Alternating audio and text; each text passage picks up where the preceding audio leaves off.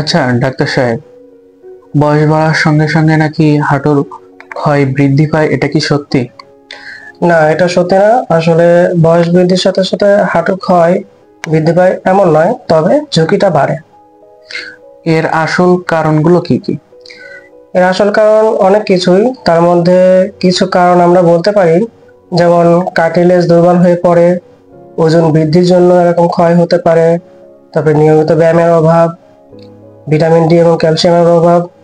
আর যদি বারবার একই জায়গায় আঘাতপ্রাপ্ত হয়, তাহলে সেই ক্ষেত্রেও এই ধরনের ক্ষয় হতে পারে। সাধারণত এগুলোই মূল কারণ হিসেবে আমরা ধরে থাকি। আচ্ছা, তাহলে এগুলো কি প্রতিরোধ করা সম্ভব নাকি না? হ্যাঁ, এগুলো প্রতিরোধ করা সম্ভব। তার জন্য আমাদের কিছু নিয়ম মেনে চলতে হবে। যেমন অতিরিক্ত ওজন নিয়ন্ত্রণ করতে হবে, নিয়মিত হালকা ব্যায়াম, যেমন ধরুন হাঁটা, সাঁতার কাটা, সাইকেলিং করা, তার পুষ্টিকর খাবার খেতে হবে। তারপর ভারী কাজ এবং উঁচু নিচু সিঁড়ি ওঠা নামা এগুলো এড়াই চলতে হবে, এবং সঠিক ভঙ্গি মেনে চললে এগুলো এড়ানো সম্ভব। তার মানে সচেতন থাকলে বয়স হলেও হাঁটুর ক্ষয় এড়ানো যাবে কি? হ্যাঁ, ঠিক তাই। সচেতনতা এবং স্বাস্থ্যকর অভ্যাসই হাঁটুকে দীর্ঘদিন সুস্থ রাখতে পারে। যদি কারো হাঁটু ক্ষয় হয়, সেক্ষেত্রে বিনা অপারেশনে কোনো চিকিৎসা আছে কি? হ্যাঁ, বিনা অপারেশন অবশ্যই চিকিৎসা আছে।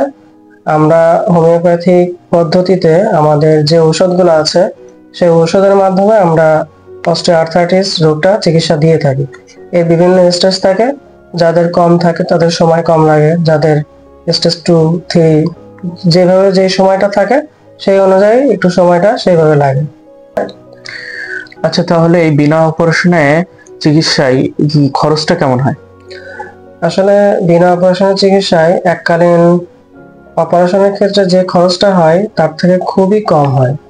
মনে করুন এককালীন অপারেশনের ক্ষেত্রে যে খরচটা হয়, আর এই দীর্ঘমেয়াদী চিকিৎসায় তার 1/4 মতো খরচ হয়। আপনার এই গুরুত্বপূর্ণ মন্তব্যের জন্য আপনাকে অসংখ্য ধন্যবাদ। আপনাকে ধন্যবাদ।